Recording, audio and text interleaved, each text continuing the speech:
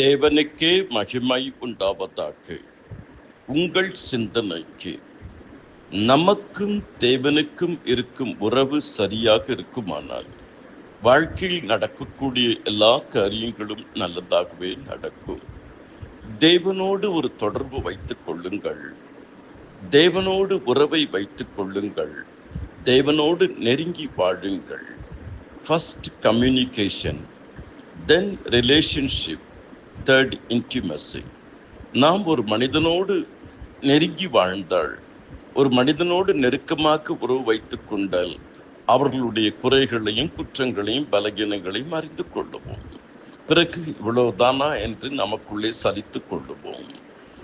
ஏன் நமக்கு இதெல்லாம் முன்னாடியே தெரியாமல் போய்விட்டது என்று நினைப்போம். ஆனால் தேவனோடு நீ நெருக்கமாக இருக்கும் பொழுது, உறவு நெருக்கமாக இருக்கும் பொழுது, தொடர்பு நெருக்கமாக இருக்கும் பொழுது நம்முடைய குறைகளும் பலகீனங்களும் நீங்குவது மட்டுமில்லாமல் நம்மோடு எது நெருங்க வேண்டும் நெருங்கக்கூடாது என்பதை அவர் பார்த்து கொள்ளுவார்.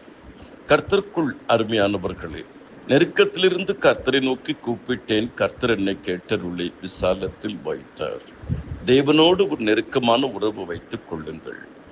ஜெபியுங்கள், தியானியுங்கள், கர்த்தருக்கு கீழ்ப்படியுங்கள்.